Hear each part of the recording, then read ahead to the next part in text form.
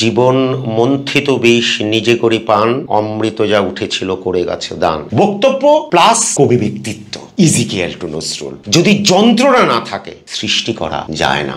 আমাকে বিদ্রোহী বলে লোকের মনে খামোখা ভয় ধরিয়ে দিয়েছেন কেউ কেউ। কেউ বলেন আমার বাণী জবন, কেউ বলেন কাফের। আমি বলি ও দুটোর কোনোটাই না। আমি শুধু হিন্দু মুসলমানকে এক জায়গায় দাঁড়িয়ে হ্যান্ডশেক করাবার চেষ্টা করেছি মাত্র। সে হাতে হাত মেলানো যদি হাতাহাতির চেয়ে অসফল হয়, তাহলে ওদের গাঁট ছড়ার বাঁধন কাটতে বেশি বেগ পেতে হবে না, কারণ একজনের হাতে আছে লাঠি আর একজনের আস্তিনে ছুরি। কিন্তু 1921 আমরা যেটা দেখছি, মোহাম্মদ শহীদুল্লাহের সঙ্গে আলাপের সূত্রে উনি শান্তিনিকেতন যান এবং রবীন্দ্রনাথের সঙ্গে তার দেখা সাক্ষাৎ হয়, কথা হয়। নমস্কার, নাদ দ্য কসমিক সাউন্ডের আরেকটা নতুন এপিসোডে আপনাদের সবাইকে আরো একবার স্বাগত। আর আজকে আমরা বসে রয়েছি নজরুল জয়ন্তীর ঠিক পরের দিন একটা নতুন পডকাস্ট নিয়ে আপনাদের সঙ্গে। আজকে আমরা নতুন কিছু জিনিস জানার চেষ্টা করব। আর আজকে আমার সঙ্গে স্টুডিওতে যিনি কথোপকথনে এসেছেন তিনি হলেন বিলোনিয়ার ঈশ্বরচন্দ্র বিদ্যাসাগর কলেজের বাংলা বিভাগের associate professor doctor Souvik Bagchi মহোদয়। স্যার, আপনাকে অনেক অনেক স্বাগত স্টুডিওতে। নমস্কার। কেমন আছেন? ভালো আছি। আপনি তো অনেকদিন ধরে এই সাহিত্য জগতের সঙ্গে আপনার চর্চার সঙ্গে যুক্ত, এবং যতটুকু আমি জানতে পারলাম যে রবীন্দ্র নজরুল এই বিষয়গুলো নিয়ে আপনি অনেক দিন ধরে কাজ করেছেন। তো আপনার কাছ থেকে প্রথমে আমি যে বিষয়টা সম্পর্কে জানতে চাইব সেটা হচ্ছে এই যে আমি যদি কাজী নজরুল ইসলামকে নিয়ে কথা বলি, তাহলে ওনার যে শৈশব এবং কৈশোরের যে সময়টা, সেই সময়টার মধ্যে ওনার যে চিন্তাভাবনাগুলো ছিল সেগুলো ওনার লেখনীর মধ্যে দিয়ে কীভাবে প্রকাশ পেয়েছে, এটা যদি একটু আমাদের সামনে তুলে ধরেন। রবীন্দ্রনাথ একটা কথা বলেছিলেন, জীবন মন্থিত বিষ নিজে করি পান, অমৃত যা উঠেছিল করে গেছে দান। এটা সমস্ত কবি, সমস্ত শিল্পী সম্পর্কে এটা সত্য কথা। কাজেই সেক্ষেত্রে হ্যাঁ, যিনি লিখছেন শিল্পী, তিনি তার অভিজ্ঞতা বা জীবনটাকে রূপ দিচ্ছেন তার সাহিত্যে, কিন্তু সেটা সাহিত্যের খাতিরেই অনেকটা আদর্শায়িত, কিন্তু জীবনটাকে অস্বীকার করে তো নয়। হ্যাঁ, literature divorce from life is no literature at all. জীবনকে ডিভোর্স করে সাহিত্য সৃষ্টি হয় না, শিল্প হয় না। সেই জন্য জীবনের কথাটা আসে, এবং এটা আরও বেশি করে আসে যে আমাদের কাছে রবীন্দ্রনাথ এবং নজরুল এই দুজনেই একটা অভিজ্ঞান। সুতরাং তাকে রক্ষা করাটা আমাদের কর্তব্য বলেই যেমন রবীন্দ্রনাথের কথা আসে, তেমনি নজরুলের কথাটাও আসে। এবং সেক্ষেত্রে বড় বিবেচিত হয়ে দাঁড়ায় নজরুলের জীবন, যেটা আপনি প্রশ্ন করলেন যে কৈশোর এবং তার যৌবনের যে জীবনটা খুব তথাকথিত অর্থে একটু এলোমেলোই। তথাকথিত অর্থে এই কারণে বলছি যে ভাগ্যিস এলোমেলো বলেই হয়তো আমরা কাজী নজরুল ইসলামকে পেলাম। 1899 জন্ম, বাবা মারা গেলেন 1908-এ। 1909 থেকে স্ট্রাগলিং পিরিয়ডটা শুরু।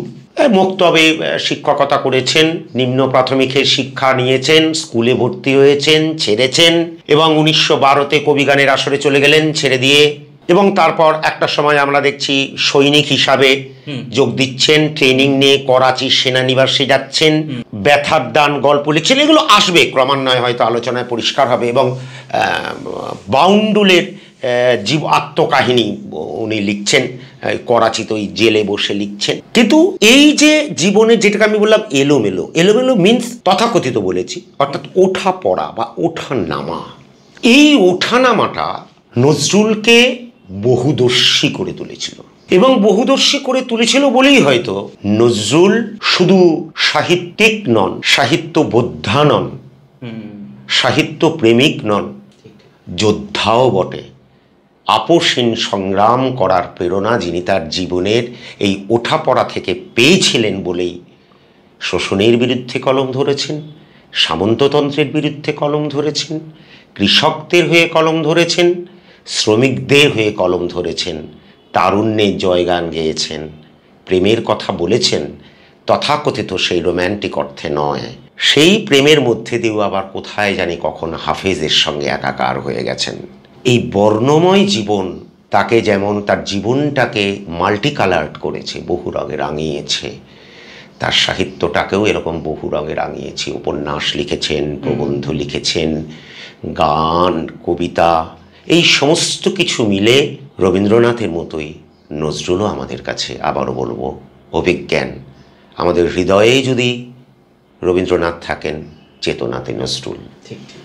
আপনি যেমন বললেন যে সেনাবাহিনীতে উনি যোগদান করেছিলেন, সেখানে দীর্ঘদিন কাজ করেছিলেন, সেই সময়টা যদি আমরা একটু আলোচনা করতে চাই, তাহলে সেই সময় তার লেখার মধ্যে কী ধরনের প্রভাব এসেছিল বলে আপনার মনে হয়? মানে যখন উনি সেনাবাহিনীতে আমি তো তখন বললাম যে ওই বাউন্ডুলের আত্মকাহিনী লিখছেন, রাজবন্দী হিসাবে ওনার যে অভিজ্ঞতা সেইটা লিখছেন।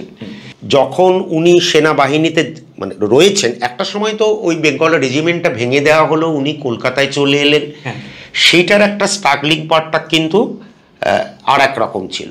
এই যে রাজদ্রোহের অভিযোগে জেল হলো, জেল হওয়ার পর আলিপুর সেন্ট্রাল জেলে আলা হলো এবং সেখান থেকে কোমরে দড়ি পরিয়ে সাধারণ কয়েদিদের মতো হুগলির জেলে নিয়ে যাওয়া হলো। এখন স্বাভাবিকভাবেই তার আপোষহীনতা যেন আরো বৃদ্ধি পেল এবং আমরা এগুলো খুব পরিচিত গান, পরিচিত পংক্তি আমাদের কাছে, যে কারারই লৌহ কপাট, ভেঙে ফেল করলে লোপাট, রক্ত জমাট শিকল পূজার পাষাণ বেদী। বুঝতে পাচ্ছেন যে স্বৈরতান্ত্রিকতা, শোষণের শেকলটা কোথায়। ইন্টারন্যাশনাল সঙ্গীত রচনা করছেন, আন্তঃসঙ্গীত রচনা করছেন। তার মানে এই জেলে যাওয়াটা, আমি বলেছি যে উনি কিন্তু বহুদর্শী, এই জেলে যাওয়ার বন্দি জীবনটা কিন্তু তার উপলব্ধিটাকে, স্তরটাকে আর একটা অন্য মাত্রা দিচ্ছে। তিনি জীবনটাকে আরো ভালো করে বুঝতে পারছেন এবং এই জীবনের বোঝাটা থেকে শুরু করে আমি বলবো এই বন্দিত্ব থেকে, যেখানে উনি স্বরাজের জন্য বলে গ্রেপ্তার হচ্ছেন, রাজদ্রোহিতার অভিযোগে গ্রেপ্তার হচ্ছেন, নিজের দেশের কথা বলে গ্রেপ্তার হচ্ছেন, তা এটাকে যদি আমি জাতীয়তাবাদী নজরুল বলি, ওই বন্দিত্ব তার চোখের দৃষ্টিকে এমনভাবে সুদূর প্রসারী করে দিচ্ছে, এই জাতীয়তাবাদী নজরুল আন্তর্জাতিকতার বাদে উত্তীর্ণ হয়ে ইন্টারন্যাশনাল সঙ্গীত লিখছেন, আন্তর্জাতিক সঙ্গীত লিখছেন, যা অনশানো বন্দী এবং তারুণ্যের জয়গান গাইছেন, যা ইতিহাস তৈরি করে আর কি। একদমই তাই, একদমই তাই। যেহেতু কথা প্রসঙ্গে রবীন্দ্রনাথ, নজরুল এই দুটো নাম বারবার উঠে আসে, একটুখানি জানতে চাইবো যে এই দুই কবির মধ্যে সম্পর্কের সমীকরণটা ঠিক কেমন ছিল? এখন এইটা খুব একটা পরিচিত বিষয় অনেকের কাছে, যে রবীন্দ্রনাথের সঙ্গে তার সম্পর্কটা কি ছিল। না, রবীন্দ্রনাথের সঙ্গে তার যে বৈরিতার সম্পর্ক ছিল এরকম ব্যাপারটা না। হ্যাঁ, প্যারোডি লিখেছেন, নজরুল লিখেছেন, এটা অনস্বীকার্য। কিন্তু 1921 আমরা যেটা দেখছি, মোহাম্মদ শহীদুল্লাহের সঙ্গে আলাপের সূত্রে উনি শান্তিনিকেতন যান এবং রবীন্দ্রনাথের সঙ্গে তার দেখা সাক্ষাৎ হয়, কথা হয়, পরেও হয়েছে। আমি ছোট্ট কথা একটা বলি, যে যখন ধূমকেতু বেরোচ্ছে, এই ধূমকেতু বেরোনোর মুহূর্তে রবীন্দ্রনাথ তার একটা শুভেচ্ছা বার্তা পাঠাচ্ছেন, যে কাজী নজরুল ইসলাম কল্যাণী ইস্যু, আয় চলে আয় রে ধূমকেতু, আধারে বাঁধ অগ্নি সেতু, দুর্দিনের এই দুর্গশিরে দে উড়িয়ে দে তোর বিজয় কেতন। অগ্রজ হিসাবে যিনি তার অনুজ প্রতিম কবিকে বিজয় কেতন ওরাতে বলে, তার সঙ্গে বৈরিতার সম্পর্ক থাকে না। এখন আমরা দ্বন্দ্ব এবং বিরোধ বলতে আজকের সময়ের প্রেক্ষাপটে তার তাৎপর্যটা বদলে গেছে বলেই বোধ হয়। গঠনমূলক দ্বন্দ্বিক ক্রিয়াকলাপ দুজনের মধ্যে, এটা বুঝতে বোধহয় অসুবিধা হয় বলেই আমরা মনে করি যে রবীন্দ্রনাথ বোধহয় নজরুলের শত্রু, নজরুল বোধহয় রবীন্দ্রনাথের শত্রু। আসলে কেউই কারোর শত্রু নয়, বৈরিতার সম্পর্ক একেবারেই ছিল না। ওই জন্য ওই বলছেন যে রবীন্দ্রনাথ আমায় প্রায় বলতেন, দেখ উন্মাদ, তোর জীবনে শেলির মতো, কিটসের মতো একটা ট্র্যাজেডি আছে, তুই প্রস্তুত হ। কতবার সেই ট্র্যাজেডিকে দেখবার জন্য আমি অপরের জীবনকে অশ্রুর বরসায় আচ্ছন্ন করে দিয়েছি, কিন্তু আমার নিজেরই জীবন রয়ে গেল বিশুষ্ক মরুভূমির মতো তপ্ত, মেঘের ঊর্ধ্বে শূন্যের মতো, কেবল হাসি, কেবল গান। আমার বেশ মনে পড়ছে সেই মহা অনুভূতির কথা। সেদিন আমার ছেলে মারা গেছে, আমার মন যখন তীব্র পুত্র শোকে ভেঙে পড়ছে, ঠিক সেই দিন সেই মুহূর্তে বাড়িতে হাসনাহিনা ফুটেছে। আমি প্রাণ ভরে হাসনাহিনার গন্ধ অনুভব করেছি। শিল্পী ওই যে জীবনের কথা এলো না, ওই যে বললাম, জীবন মন্থিত বিষ নিজে করি পান, অমৃত যা উঠেছিল করে গেছে দান। নিজের জীবনটাকে মন্থন করে যে বিষ উঠেছিল, শিল্পী বলেই সেটা গলায় ধারণ করে উনি নীলকণ্ঠ হয়েছেন। আর অমৃতের আস্বাদে ভরিয়ে দিয়েছেন পাঠককুলকে। যদিও তার সাহিত্যকৃতি নিয়ে অনেক রকমের অভিযোগ আছে, তিনি রূপনির্মিতির দক্ষতার দিকে নাকি নজর দেননি, ছন্দবিচ্যুতি, অযথার বিফার্সী শব্দের প্রয়োগ, এগুলো নিয়ে তাত্ত্বিক যারা রয়েছেন পণ্ডিত ব্যক্তিরা হয়তো অনেক সমালোচনা করেন, কিন্তু আসলে এই অভিযোগ সত্য নয়। নজরুলকে বুঝতে ভুল হয় এই কারণেই তার উপলব্ধির অস্থিরতার জন্য। তিনি শিল্পী হিসাবে বা তার কবিতায় রূপনির্মিতির দক্ষতা নেই, আমি এ কথাটা বলবো না। কেন বলবো না? কারণ তার মধ্যে যেটা ছিল সেটা হচ্ছে অনুভূতির অস্থিরতা একটা ছিল, মানে দেহের বন্ধনে আত্মা ক্রন্দন করে উঠছে। এই দুয়ের মধ্যে সমন্বয় এবং এই দুয়ের মধ্যে সংঘাত তার কবিতাগুলোকে এরম বিদ্রোহের একটা অগ্নিবাণীতে পরিণত করেছে। এই যে বিদ্রোহ সার্বজনীন হয়ে শোষণের বিরুদ্ধে বিদ্রোহতে পরিণত হয়েছে, মানুষের কথা বলার অভিজ্ঞানে পরিণত হয়েছে।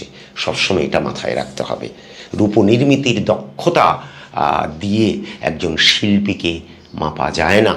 রূপনির্মিতির দক্ষতাতে কেউ কোনো চিত্রকর যদি আকাশের রং নীল না দিয়ে সবুজ দেন, তাহলে তথাকথিত অর্থে রূপনির্মিতির দক্ষতা ধাক্কা খেল। এই কারণেই, কারণ আমরা জানি আকাশের রং নীল, কিন্তু শিল্পীর অন্তর জানে আকাশ সবুজ হতে পারে, উদার হতে পারে, তারুণ্যের মতো উদ্দাম হতে পারে। কাজেই রূপনির্মিতির দক্ষতার অভিযোগ দিয়ে নজরুলকে পরিমাপটা একেবারেই মূর্খামি।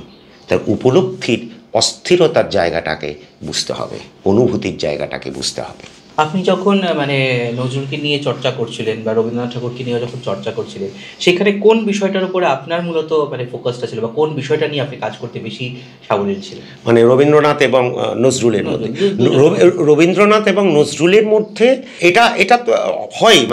আমি যেহেতু বলছি যে আমাদের হৃদয়ে রবীন্দ্রনাথ, চেতনাতে নজরুল, আমাদের দুই চোখে দুই জলের ধারা গঙ্গা যমুনার মতো আর কি। তা এখন কথা হচ্ছে যে রবীন্দ্রনাথ এবং নজরুলের মধ্যে মূলত মিল যেটা, প্রথমে সেটা বলি আমি, সেটা হচ্ছে যে কোনো কবি শিল্পী তারা কিন্তু মানবতার পূজারী। একদমই তাই। একটা কবি বা একটা শিল্পীর সে অর্থে ধর্ম হতে পারে না, আমরা ধর্ম বলতে যেটা বুঝি, তাদের ধর্ম একটাই হতে পারে, সেটা হচ্ছে মানুষের ধর্ম।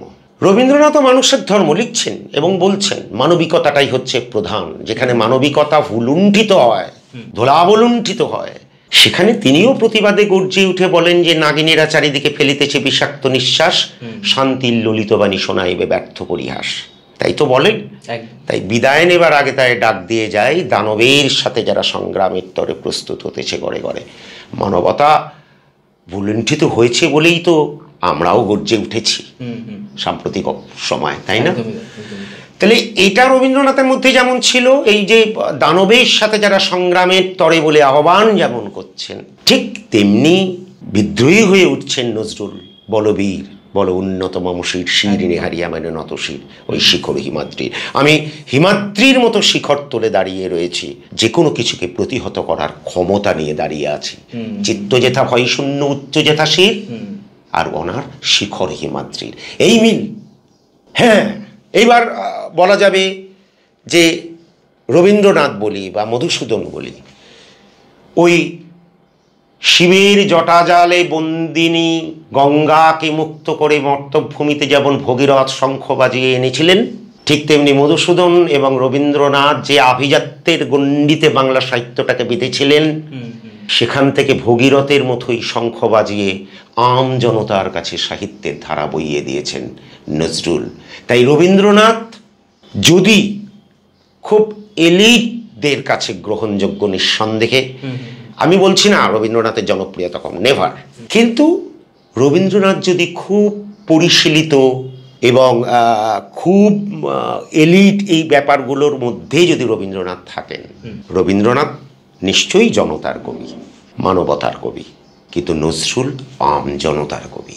শিকলটাকে ভেঙে দিয়ে বইয়ে দিলেন, যেমন গানের ধারায় তেমনি কবিতার ধারায়, সব মিলিয়ে সাহিত্যের ধারায়। এটা তো তার একটা বড় কৃতিত্ব।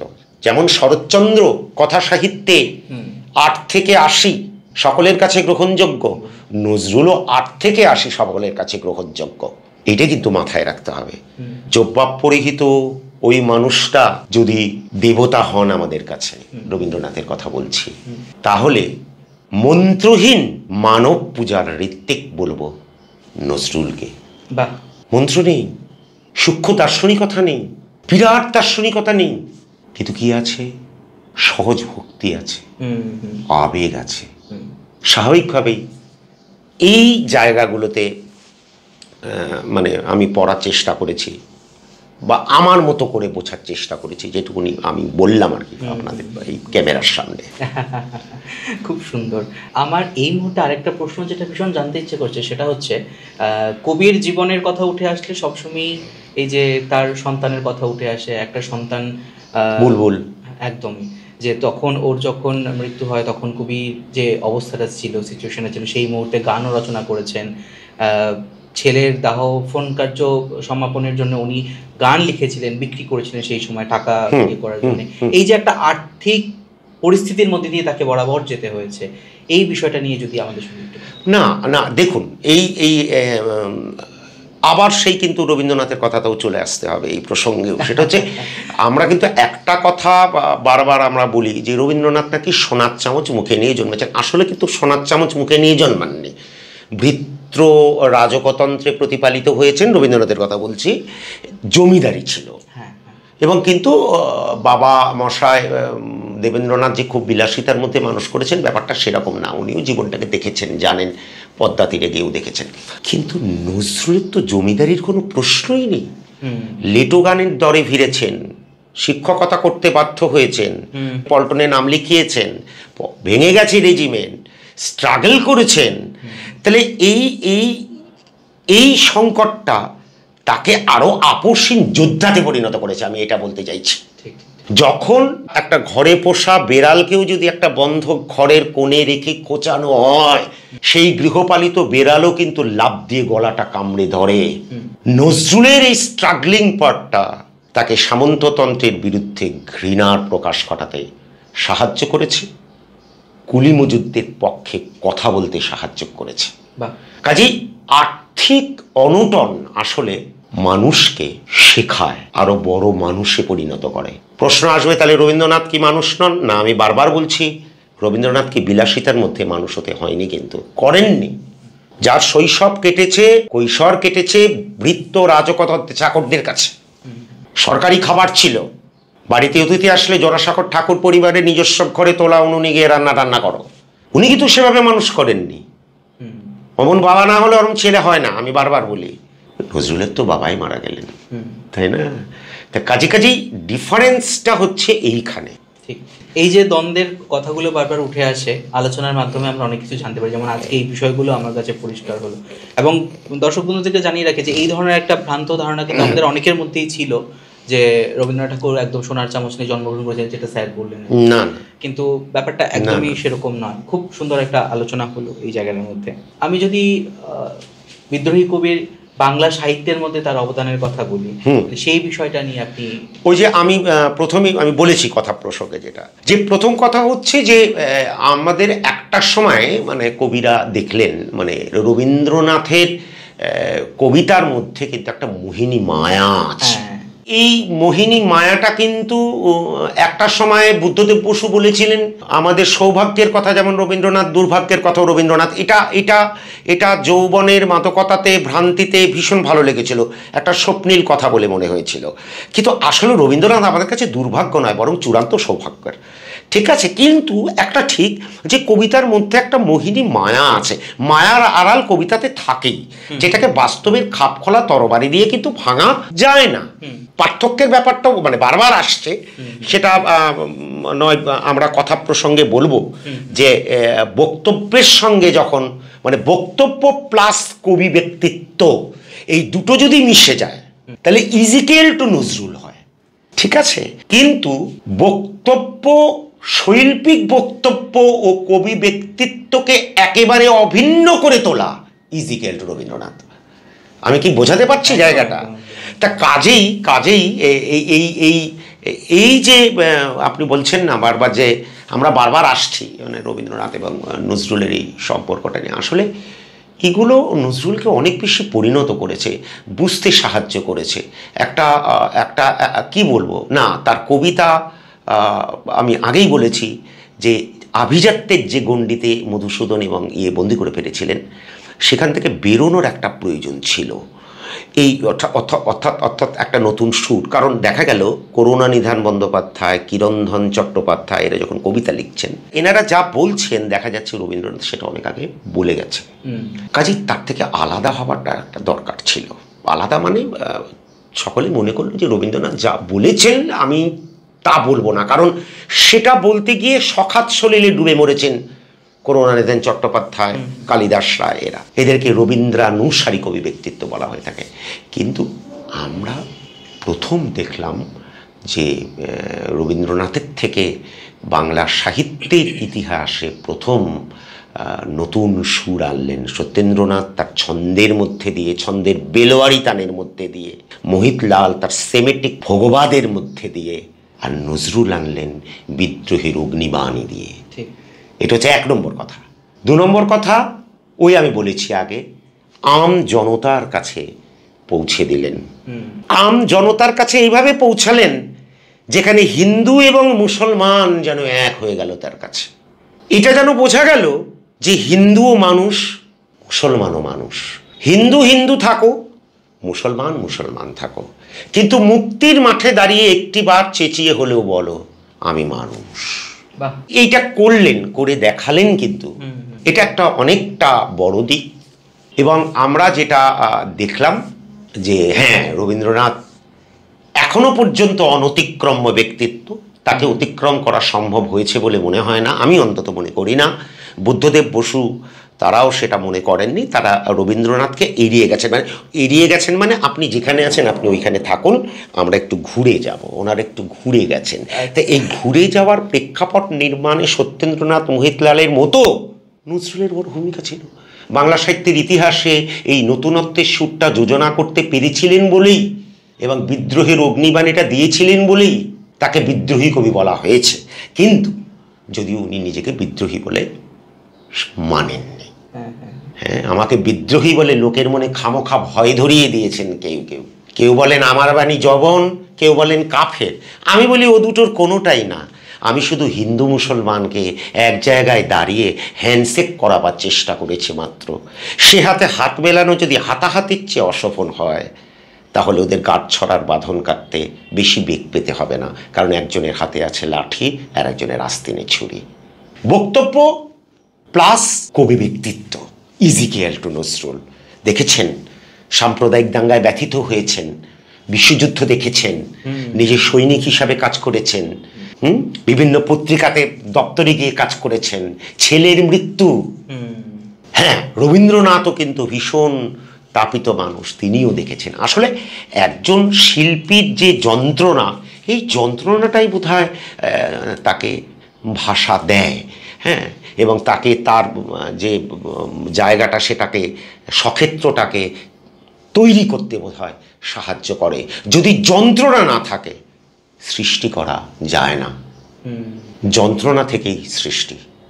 এটা উভয়তই। আরেকটা প্রশ্ন যেটা মনে পড়ছে সেটা হচ্ছে ঔপনিবেশিক শাসনের বিরুদ্ধে তার যে বিদ্রোহ, সেটা তার গানের মধ্যে বা কবিতার মাধ্যমে কিভাবে প্রকাশ পেয়েছে? কিছুক্ষণ আগে আমি বলেছি কারার ওই লৌহ কপাট, আমি বলেছি এটার মধ্যে দিয়ে প্রকাশ পেয়েছে।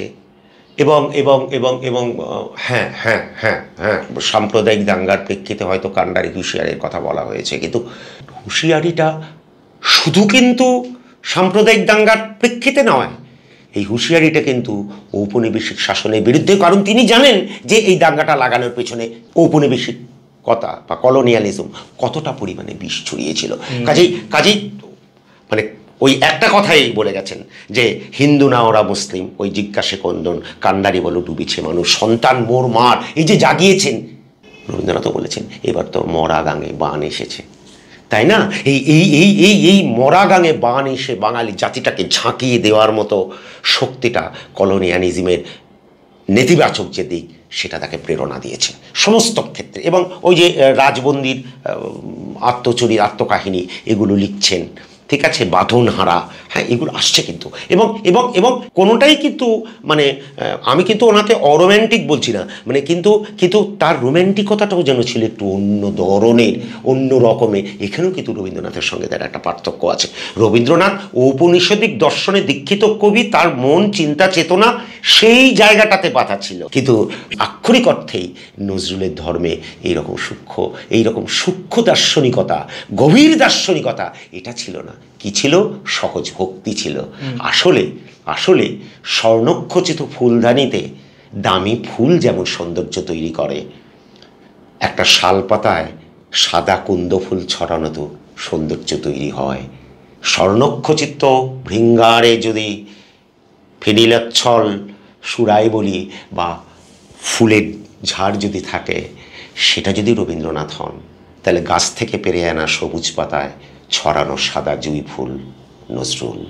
তিনি যখন লেখালেখি করতেন তখন তার লেখা অনেকবারই ব্রিটিশ সরকার কর্তৃক মানে বন্ধ করার চেষ্টা করা হয়েছিল। এই বিষয়টা নিয়ে যদি কিছু বলেন। গায়ে লাগলে পিঠ বাঁচাতে হবে, কথা একটাই, গায়ে লাগলে আমার পিঠটা বাঁচাতে হবে, কাজেই স্তব্ধ করে দাও। পৃথিবীতে সবচেয়ে শক্তিশালী যুদ্ধ কি? মুষ্টিযুদ্ধ নয়, কিন্তু মসিযুদ্ধ। কারণ মসিযুদ্ধকে যে সাম্রাজ্যবাদী, ওই যে ব্রিটিশরা, স্বৈরতান্ত্রিক ফ্যাসিস্ট, তারা ভয় পায়। তারা জানে একটা তরোয়াল আমাকে কাটতে যতটা সময় নেবে, একটা কলমের খোঁচা আমাকে আরো তাড়াতাড়ি এফোর ওফোর করে দেবে। তাই নিজেকে বাঁচাতে, নিজের শাসনটাকে ধরে রাখতে নিষিদ্ধ তো করতেই হবে তাদের, না? তাই তারা করেছে। কিন্তু তারা এটা বুঝেনি যে আসলে ধূমকেতুর মতো আবির্ভাব হয়েছেন যিনি, তিনি জ্বালিয়ে দিয়ে চলে যাবেন সবকিছু। তাই জ্বালিয়ে দিয়েই চলে গেছেন, যদিও নীরবেই বলবো, নিস্তব্ধেই বলবো। আমি যেদিন চলে যাব সেদিন কত বড় বড় সভা হবে, বিশেষণের পর বিশেষণ, বক্তার পর বক্তা, টেবিল ভেঙে ফেলবে থাপ্পড় মেরে। এই অসুন্দরে শ্রদ্ধা নিবেদনে বন্ধু তুমি যেন যেও না। তুমি যদি তোমার গৃহের অঙ্গনে একটা পায়ে পেশা ফুল পাও, তাহলে তাকে বুকে জড়িয়ে ধরে আমার অলিখিত জীবনের কোনো একটা কথা স্মরণ করো। কারণ আমি কবি হতে আসিনি, আমি নেতা হতে আসিনি, আমি প্রেম দিতে এসেছিলাম, প্রেম পেতে এসেছিলাম। কিন্তু সেই প্রেম পেলাম না বলে এই নিষ্ঠুর পৃথিবী থেকে নীরব অভিমানে আমি বিদায় নিলাম। তার ধর্মীয় সাম্প্রদায়িকতার বিরুদ্ধে যে লেখাগুলো ছিল, সেগুলো কিভাবে, এই আপনি নীরবতার প্রশ্ন এসেছেন বলে এই প্রশ্নটা আমার মানে আবার এসে যে তিনি সেটার বিরুদ্ধেও নীরবে কথা বলে গেছেন, কখনো সোচ্চার হয়েছেন, বিদ্রোহ তো এসেই যায় বারবার, তাকে নিয়ে যখন আলোচনা করছি চলে যায়। এই সাম্প্রদায়িকতার বিষয়টাকে নিয়ে তিনি কিভাবে আলোচনা করেছেন, চর্চা করেছেন? কবিতা তো লিখেছেনই। বিদ্রোহী কবিতাটা আসলে সবকিছুর বিরুদ্ধেই বিদ্রোহ, কিন্তু মানে যেমন শোষণ, যেমন অন্যায়, যেমন অত্যাচার, যেমন অবিচার, যেমন সামন্ততন্ত্র, তেমনি সাম্প্রদায়িকতার বিরুদ্ধে বিদ্রোহী। মানে তো সে সমস্ত বিষয়ে কিন্তু বিদ্রোহ করছে। কিন্তু আমাকে বিদ্রোহী বলে লোকের মনে খামোখা ভয় ধরিয়ে দিয়েছেন কেউ কেউ। আসলে বিদ্রোহী উনি পছন্দ করতেন না ওনাকে বিদ্রোহী বলাটা, বিদ্রোহী কবি বলাটা। হ্যাঁ, প্রতিবাদী। এবার এই প্রতিবাদটা বিদ্রোহের নামান্তর হয়েছে, সেটা ঠিক আছে কথা। মিথ্যা শুনিনি ভাই, এই হৃদয়ের চেয়ে বড় কোনো মন্দির গাবা নাই। এর চেয়ে বড় কথা হতে পারে না। সেখানে কে হিন্দু, কে খ্রিস্টান, কে মুসলমান বড় কথা নয়, হৃদয়টাই বড় কথা। কারণ প্রত্যেকের দিকে রক্তের রং লাল, খুব সাধারণ কথা, এগুলো সকলেই জানে। রক্ত মাংস চামড়া ঝরে পড়লে যে স্কেলিটন, এটা দেখে কি বোঝা যায় কে হিন্দু ছিল, কে মুসলমান ছিল? শিশু যখন জন্মায়, সে কি জাত নিয়ে জন্মায়? একটা সদ্যজাত শিশুকে দেখে বোঝা যায় সে মুসলমান নাকি খ্রিস্টান নাকি হিন্দু? বোঝা যায় একজন মানুষ জন্মালো শিশুবস্তায়, এই শিশুবস্তার থেকে সে আরও বড় মানুষ হয়ে উঠবে, এই চিন্তাটাই তো আমাদের মনে থাকে না। আমরা ছেলে মেয়েদের সবসময় যেটা বলি যে হ্যাঁ, জৈবিকতার খাতিরে চাকরি বাকরি, স্বয়ংভরতা, দাঁড়ানো, এগুলো তো দরকার, এগুলো লাগবে, কিন্তু আগে দরকার মানুষ হয়ে ওঠা, আগে দরকার ভালোবাসা। ভালোবাসতে না পারলে এই সভ্যতা টিকবে না, মানে মানুষ না, আমি বলবো লোক, মানে মানুষ এখন খুব কম, এখন লোক বেশি। লোকে এই সভ্যতাটাকে খেয়ে ফেলে দেবে। একে অপরের প্রতি বিশ্বাস ভালোবাসা এটা কিন্তু দরকার। এটা নজরুল, সব কবি শিল্পীরাই বলে, নজরুল বলেছেন, রবীন্দ্রনাথ তো বারবার বলেছেন মানুষের প্রতি বিশ্বাস হারানো পাপ। কিন্তু দুর্ভাগ্য যে এখন মানুষ খুব কম, এখন লোক বেশি। এখন থাকলে কি বলতেন আমি জানি না, হ্যাঁ, কিন্তু সেটাই আমাদের এখন স্বভাবই হয়ে গেছে, যেটা জীবনানন্দের কথায় যারা অন্ধ সবচেয়ে বেশি আজ চোখে দেখে তারা, এটা 1 নম্বর কথা। আর দ্বিতীয় কথা হচ্ছে সকলেই সকলকে আর চোখে দেখে। পরিষ্কার পরিপূর্ণ দৃষ্টি নিয়ে কাউকে দেখার শক্তি হারিয়ে ফেলছি আমরা ক্রমশ। অথচ চোখে চোখ রেখে কথা বলাটা দরকার, কারণ চোখে চোখ রেখে কথা বলার সামর্থ্য অর্জন করতে পারলেই আমরা কিন্তু এটা বলবো, শুধু চোখে চোখে কথা নয় গো বন্ধু, আগুনে আগুনে কথা। যে আগুন জীর্ণতাকে ভস্মীভূত করে নতুনের অঙ্কুর আনবে, সেই দিনের দিকে প্রত্যাশী হয়ে থাকতে হবে আমাদের। আপনার কথার প্রসঙ্গ ধরে একটা প্রশ্ন করতে চাইছি, যে এই মুহূর্তে যদি রবীন্দ্রনাথ থাকতেন তিনি কি লিখতেন আপনার হয়তো জানা নেই, কিন্তু এই মুহূর্তে যদি কাজী নজরুল ইসলাম থাকতেন তিনি কি বলতেন বলে আপনার মনে হয়? তিনি একই কথা বলতেন, এই হৃদয়ের চেয়ে বড় কোনো মন্দির কাবা নয়। এই কথাটাই বলতেন, আমার বিশ্বাস, এই হৃদয়ের চেয়ে বড় কোনো মন্দির কাবা নয়। এটাই তো সব থেকে তাকে বোঝার সব থেকে বড় জায়গা না? এখনো তাই বলতেন। ঠিক ঠিক। একটা ভীষণ মজার প্রশ্ন, বর্তমান সময়ে তো চর্চা খুব কম হয়, আমরা বড় ভিডিও থেকে 15 সেকেন্ডের শর্টস, রিলস এইসবে অভ্যস্ত হয়ে হ্যাঁ, মানে ব্যাপারটা এইরকম, এখন চর্চা কম হয়, কর্চা বেশি হয়। একদম সত্যি কথা। তো সেই হিসেবে দেখতে গেলে এবছর মানে আমরা এখন যারা কর্মজীবনে ভীষণভাবে জড়িয়ে রয়েছি, আমাদের তো চর্চা একেবারেই মানে কমে গেছে। এবং সম্প্রতি যেটা হয়েছে যে এই বছর আমি যেহেতু ব্যাংকে রয়েছি, আমাদের এবার রবীন্দ্র জয়ন্তীর ছুটি ছিল না। তো আমাদের ছিল আপনাদের ছিল, এবার আমাদের নজরুল জয়ন্তীর ছুটি দিয়েছে। তো এইবার ওই পরপর 3টে ছুটি মিলিয়ে আমরা কোথায় যাব, কি হবে, এই ধরনের একটা প্ল্যান আমাদের সবসময় চলতে থাকে। এই বর্তমান প্রজন্মের ছেলেমেয়েরা রয়েছে, তারা কতটুকু নজরুল চর্চা করছে বা করা কতটুকু দরকার বলে আপনার? না, দরকার তো অবশ্যই অনেক বেশি পরিমাণেই দরকার, কিন্তু একেবারে তারা কেউ করছে না ব্যাপারটা কিন্তু এরকম না, করছে, হয়তো পার্সেন্টেজটা কম বা ফরম্যাটটা বদলে গেছে। মানে কেন বলছি, আমরা যখন সবে বেড়েই উঠছি, মানে বলতে পারি যখন গাছ থেকে পড়ে পা ভাঙার বয়স আমাদের, এরকম সেই সময়টা ওই পাড়ার সকলে মিলে 4টে বাঁশ টাঙিয়ে ইট দিয়ে তার উপরে বাড়ির থেকে চাদর নিয়ে এসে একটা স্টেজ তৈরি করে নজরুল জয়ন্তী পালন হচ্ছে, মানে একটা আনকড়াভাবে পালন হচ্ছে। কিন্তু সেইটার মধ্যে না একটা আলাদা আনন্দ ছিল। এই আলাদা আনন্দটা ছিল বলেই কি হয়, এখন মনে হয় যে যেন জানি যে হাতের ওপর হাত রাখা সহজ নয়, সারা জীবন বইতে পারা সহজ নয় বুঝি, কিন্তু তবু যেন মনে হয় যে পরম স্নেহেতে, পরম ভালোবাসায় কারোর হাতটা যেন ধরি। কিন্তু আজকে এত কম চর্চা হচ্ছে, ছেলেমেয়েরা তার চারপাশের কারোর হাত ধরতেও বড্ড ভয় পাচ্ছে। হাতে নখ নেই তো আঙুলে, বসে যাবে না তো? আরও দরকার। একটা ভীষণ হাইপোথেটিক্যাল সিচুয়েশন, মানে আপনাকে যদি এই মুহূর্তে কবির সঙ্গে দেখা করার সুযোগ হয়, তাহলে আপনি কি বলবেন কবিকে? বলবো, আপনি বড় আগে জন্মে গেছেন, এখন যদি জন্মাতেন এবং এখন যদি আমাদের পাশে থাকতেন, তাহলে আপনার দেওয়া পথনির্দেশিকা নিয়ে আমরাও আপনার মতো, অন্তত আমি বলবো, বোহেমিয়ান হয়ে যেতাম, বাউন্ডুলে হয়ে যেতাম। যে বাউন্ডুলে আমাকে টাকার হিসেব করতে শেখাবে না, যে বাউন্ডুলে আমাকে বিলাসের সামগ্রী দিয়ে ভরিয়ে দিতে শেখাবে না, বরং আমার পাশের বন্ধুটির হাত ধরা শেখাবে, যেটা আপনি ধরিয়েছেন জাতিতে জাতিতে, আসলে জাতিতে জাতিতে বলবো না, মানুষে মানুষে। তাই তিনি থাকলে, মানে তার সঙ্গে দেখা হলে বলতাম, আপনি আবার জন্মান শারীরিকভাবে, যদিও তার মৃত্যু হয়নি, আমৃত্যু তিনি আমাদের মধ্যে আছেন, আমাদের চেতনাতে রয়েছেন, আমাদের ভাবনাতে রয়েছেন। তবু যদি তাকে সামনে পেতাম, শারীরিকভাবে যদি তাকে দেখতাম, তাহলে বলতাম যে আপনি আবার আসুন, নেমে আসুন এই মুক্তির মাঠে, সেখানে দাঁড়িয়ে চিৎকার করে আবার বলুন, যেখানে সারা বিশ্ব শোনে, আমি মানুষ। আমরা পডকাস্টে আজকে একদম শেষ জায়গায় এসে পৌঁছে গেছি। দর্শক বন্ধুদেরকে জানিয়ে রাখি, আমাদের পডকাস্টগুলো আপনাদের কেমন লাগছে অবশ্যই কমেন্ট বক্সে আমাদেরকে লিখে জানাবেন। আর নতুন কী কী বিষয় নিয়ে আপনারা আমাদের সঙ্গে কথা শুনতে চাইছেন সেগুলো অবশ্যই লিখে জানাবেন। আমরা চেষ্টা করব সেই বিষয় নিয়ে নতুন পডকাস্ট আপনাদের সামনে তুলে ধরার জন্য।